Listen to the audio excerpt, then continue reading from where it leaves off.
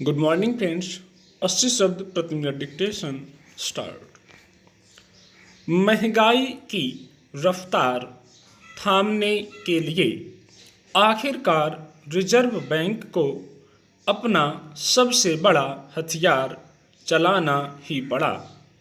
करीब पौने 4 साल बाद बुधवार को रिजर्व बैंक की मौद्रिक नीति समिति ने रेपो दर 0.40% बढ़ाते हुए 4.40% कर दी। चौंकाने वाली बात यह है कि एमपीसी की यह बैठक बिना किसी पूर्व निर्धारित योजना के हुई, इसलिए समिति के इस फैसले से सबका हैरान होना लाजमी है। लेकिन यह फैसला कोई अचानक नहीं लिया गया। एमपीसी की पिछली 2-3 बैठकों से लगातार इस बात के संकेत मिल रहे थे कि केंद्रीय बैंक कभी भी नीतिगत दरें बढ़ा सकता है। रिजर्व बैंक के गवर्नर शक्तिकांत दास कहते भी रहे हैं कि नीतिगत दरों के मामले में उदार रुख को बहुत लंबे समय तक नहीं बनाए रखा जा सकता। पिछले महीने एमपीसी की बैठक में उन्होंने साफ कहा था कि बैंक की प्राथमिकता महंगाई को थामना है, इसलिए जल्दी ही नीतिगत दरें बढ़ाई जा सकती हैं।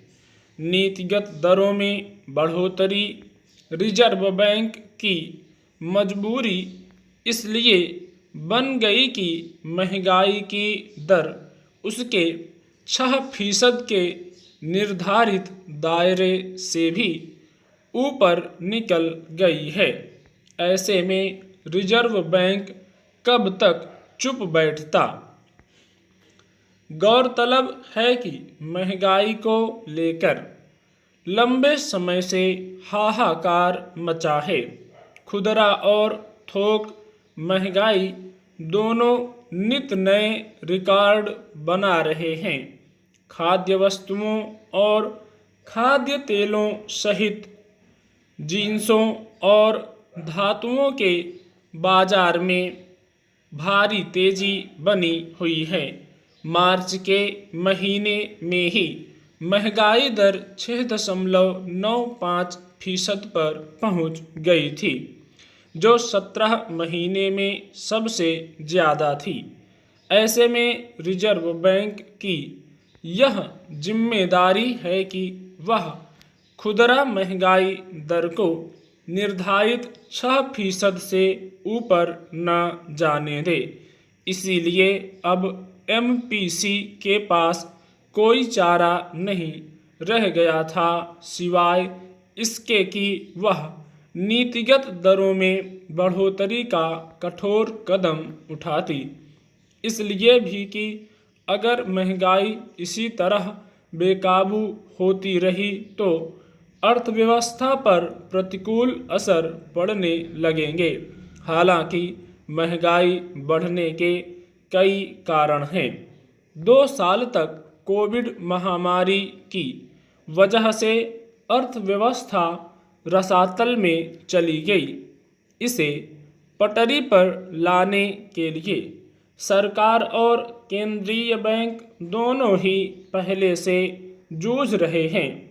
हालात जैसे तैसे काबू में आने शुरू हुए तो रूस यूक्रेन युद्ध छिड़ गया।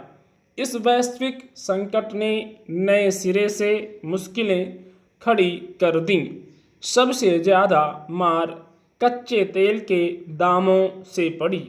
भारत में आज महंगाई जिस रिकॉर्ड स्तर पर पहुंच गई है, उसका बड़ा कारण पेट्रोल और डीजल के बढ़ते दाम हैं।